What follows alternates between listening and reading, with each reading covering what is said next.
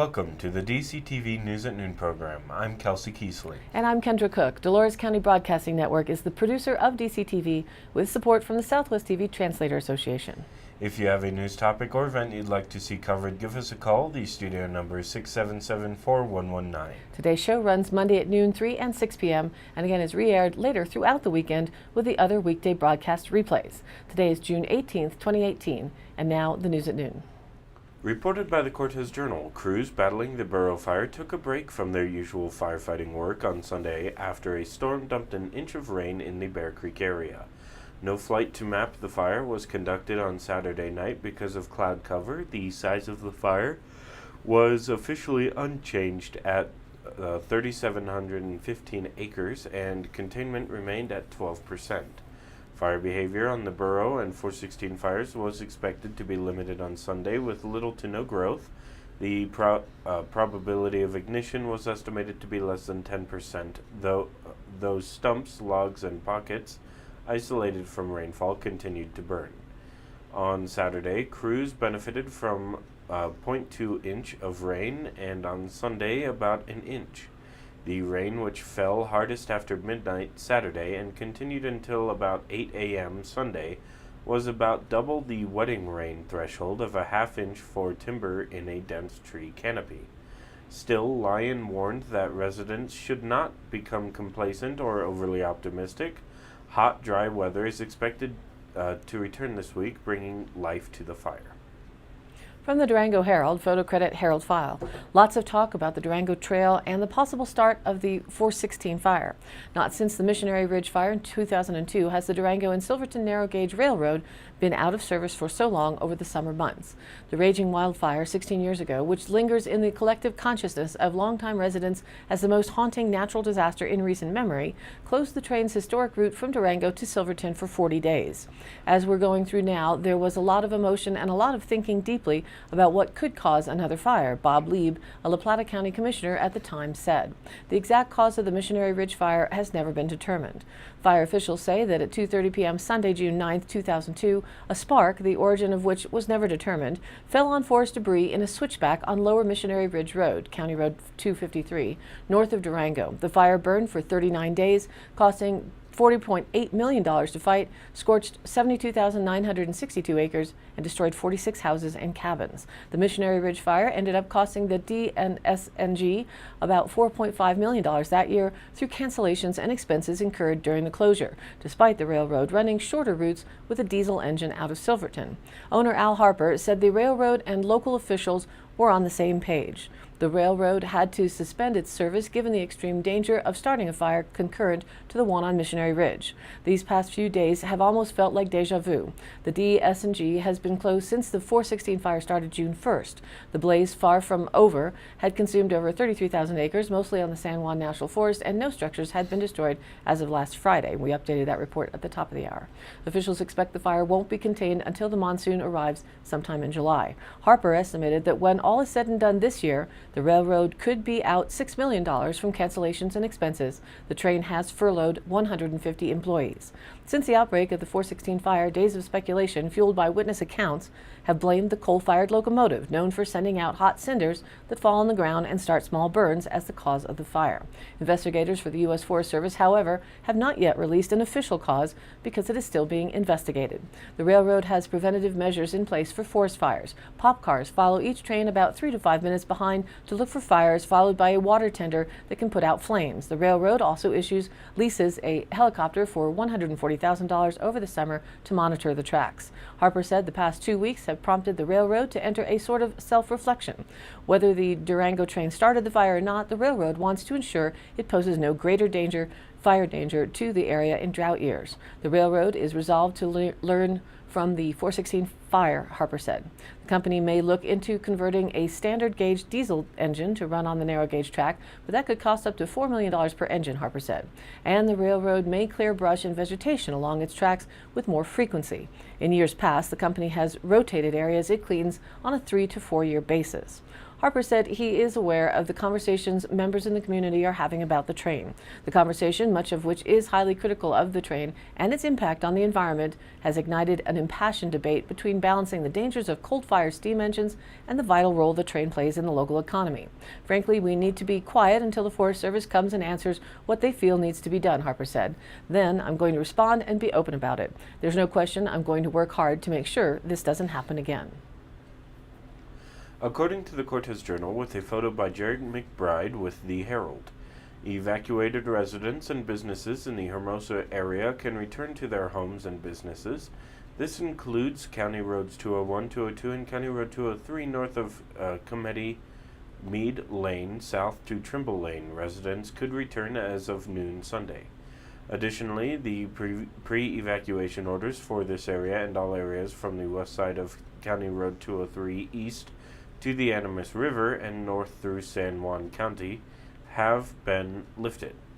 The only area now under evacuation orders is the Falls Creek area. Pre-evacuation notices remain in effect for residences and businesses on the west side of County Road 203 from Trimble Lane south to U.S. Highway 550 intersection and the 1000 block of County Road 204 to the Colorado Trail access and County Road 205 north from the intersection of County Road 204 to the Falls Creek Ranch subdivision entrance. The 416 fire started June 1st. As of Sunday, it had burned 34,161 acres and was 25% contained. Fire officials say the weekend rain has helped slow the fire's growth. From the Journal, courtesy photo, a Pleasant View resident with a ranching background and recent degrees in agriculture and law has been named the new Montezuma County Director for the Colorado State University Extension. Casey Schur Rydell grew up participating in the local 4-H club and rodeos and still runs cattle with her family. She graduated from Dolores High School, then took an ambitious higher education track, earning a bachelor's degree in agriculture education from New Mexico State University and a law degree from the University of New Mexico. Quote, I am so excited for the opportunity to come back home and serve as Extension Director and support local agriculture, Rydell said. She wants to increase the Extension Office's presence in the community. Some of her initial priorities will be the upcoming county fair, drought support for farmers and ranchers, and increasing participation in 4-H. My goal is to have a positive impact and manage the Extension services and programs with transparency and with an open-door policy, Rydell said in an interview. I'll work toward developing more of a connection between Extension and the community. To improve outreach, Rydell also wants to improve the Extension's website, allow for more online feedback about programs, include a social media page for the Extension office, and send out regular community newsletters informing the wider public about Extension activities. Her combination of ranching roots, law degree, and agricultural education makes her a good choice for the position, said C.J. Mucklow, Western Slope Supervisor for the CSU Extension. She's got a lot of heart and has roots in the local agricultural community, he said. She takes over the position on July 2nd, but has already begun preparing for the Montezuma County Fair and setting up the Extension's new offices at 103 North Chestnut Street in Cortez. Rydell replaces former Director Tom Hooten, who will remain on staff for agricultural programs. According to the Durango Herald, the Durango Air Tanker Base has already used more than 400,000 gallons of retardant this wildfire season to date. June 15th, the most in a summer period since the Missionary Ridge fire in 2002. A total of 16 planes have made 121 flights from the tanker base on the 416 and Burro fires, about 75% of the air base's air traffic. Planes have been in the air for 85 hours and have dropped a total of 239,382 gallons of retardant. The air tanker base opened in July 2002, the summer of the Missionary Ridge fire. The money for the base was secured by former Senator Ben Nighthorse Campbell of Ignacio. Before the base was formed, air tankers flew in from Grand Junction, Jefferson County, and Albuquerque. One of the heavy tankers at the base is a C-130 Hercules, built in 1981. It was originally used by the Navy before it was used to fight wildfires. The tank in the plane holds 4,000 gallons and 36,000 pounds of fire retardant. Each trip takes about 30 to 40 minutes, and they can do up to 5 drops in one trip. Then they have to refuel, which takes about 20 minutes. Though the plane is nearly 40 years old, it is not short on modern technology. A computer system knows who is in what seat, who pushed the button that dropped the retardant, and the GPS coordinates of the location where the retardant was dropped. This information is stored and processed in real time. Bill Tinney is the co-pilot of the plane. His company has a federal contract with that allows him and his crew to fight multiple fires in one flight pattern. And air tankers like the C-130 Hercules typically get called in to fight the highest priority fires. He has already fought 20 different wildfires this year. And now let's take a look at the weather. Our national weather outlook for the lower 48 map emphasizes a large low pressure system stretching from California across up to Canada and back into New England. With that, the chances for thunderstorms sits over most of the U.S., with the obvious exception of the southwest and a section of the Central Plains as well. Some severe weather may hit the Texas Gulf Coast, part of Montana and Idaho, along with the mid-Mississippi Valley and Great Lakes region on through New York State and up to the tip of New England. Concerns remain over potentials for flash flooding in many of these same areas. On the Four Corners regional outlook, we once again have a hazardous weather outlook. Critical fire weather conditions will be in place across portions of east central Utah and west central to northwest Colorado as southwest winds increase ahead of a low pressure system over northern Nevada as it moves into southern Idaho. Dry, breezy, and warmer conditions will remain in place today with an isolated storm or two possible over the eastern Uintas. Mainly dry and warm conditions remain through the end of the week as high pressure to the west slides over the region. Temperatures will be near normal and warm towards above normal by the end of the week. The chance for storms will increase towards this weekend, mainly across the northern and central mountains as the storm system passes across the north. So our local DCTV forecast is showing a very monotonous week weather-wise. Today sunny with a high near 78, south-southwest winds 10 to 15 miles an hour with gusts to 25 miles an hour. Tonight clear with a low around 51, south-southwest winds 10 to 15, becoming east 5 to 10 miles an hour after midnight. Then Tuesday sunny with a high near 80, southeast winds 5 to 10 miles an hour, becoming west-southwest in the afternoon. Tuesday night mostly clear with a low around 50, west-southwest winds 5 to 10 miles an hour, becoming north in the evening. Wednesday sunny again with a high near 80, northwest winds 5 to 15 miles an hour. Wednesday night clear with a low around 52. Thursday we officially start summer, though we're pretty sure here it isn't been summer already since about April. Sunny with a tad warmer and a high near 85 on Thursday. Thursday night mostly clear with a low around 55. And Friday sunny and warmer still with a high near 87 degrees. Friday night mostly clear with a low around 55. And right now heading into our weekend, so far it's looking like the same nice weather. Saturday sunny with a high near 84. Saturday night mostly clear with a low around 53. And now back to the news. Reported by the Durango Herald, the U.S. government is shutting down a study that was supposed to show if a single drink a day could prevent heart attacks, saying ethical problems with how the research was planned and funded undermine its credibility. The National Institutes of Health used money from the alcohol industry to help pay for a study that ultimately was expected to cost $100 million. It's legal for NIH to use industry money in addition to taxpayer dollars for research, as long as certain rules are followed. The problem, an NIH investigation concluded Friday that a small number of its employees had close contact with industry officials that crossed those lines. Some of those interactions appear to intentionally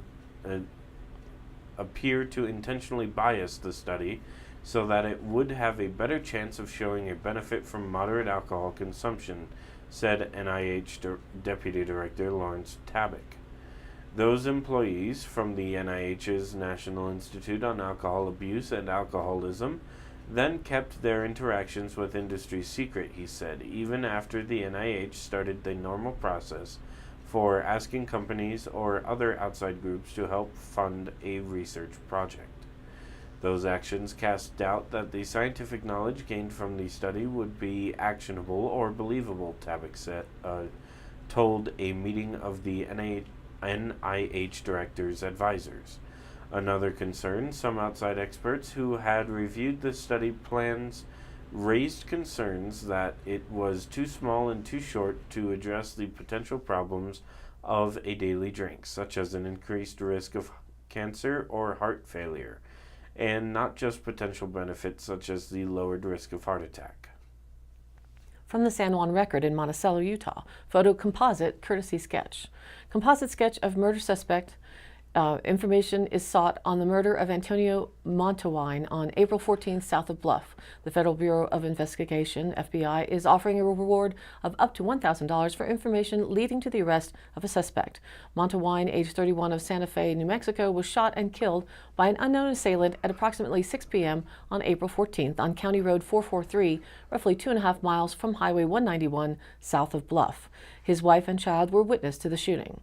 The FBI believes the suspect and Montawine may have had no prior acquaintance. It is believed that the suspect exited a white, newer model 4-door pickup truck with 4x4, 4x4 on the side.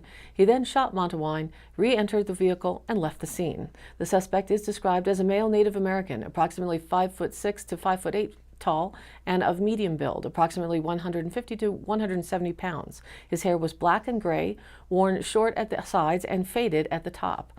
The suspect wore prescription transition lenses, glasses, and was wearing a blue and brown plaid shirt. Anyone with information concerning the suspect is asked to call the FBI Salt Lake City field office at 801-579-6189. According to the Durango Herald, more than a third of American adults are taking prescription drugs, including hormones for contraception, blood pressure medications, and medicines for heartburn that carry a potential risk of depression, according to a study published in the Journal of the American Medical Association.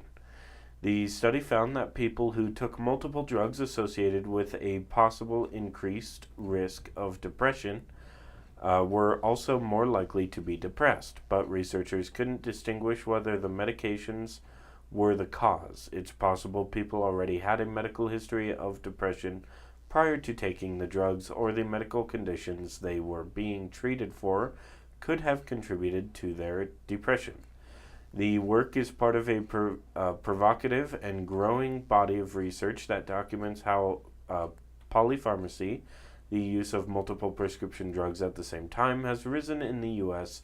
The number of Americans taking at least 5 prescription drugs at the same time rose sharply between 2019 and 2012, and the elderly are particularly at risk for dangerous interactions between drugs. The study examined drugs that list possible adverse side effects, including depression and suicide, but that does not mean the link was always well characterized, or that people should stop taking a drug that could be helping them. Painkillers and antidepressants were listed, which could be related to underlying reasons for the depression. From the Journal, Photo Credit Journal, women who want to gain valuable outdoor skills, learn about wildlife, and receive an introduction to hunting and fishing are invited to attend a Cast and Blast weekend workshop. That's July 13th through the 15th, sponsored by Colorado Parks and Wildlife. The event is limited to 15 to 20 women, and those interested must submit an application, Joe Lewandowski, a CPW spokesman, said in a news release. Women will learn the basics of fly fishing, shotgun shooting, archery, wildlife watching, and camping. Participants will also learn about the basics of wildlife management. Colorado Parks and Wildlife will supply all sporting equipment, shotguns, ammunition, bows and arrows, and fly rods and tackle. Those who have a 20-gauge shotgun, fishing, or archery gear can bring their own.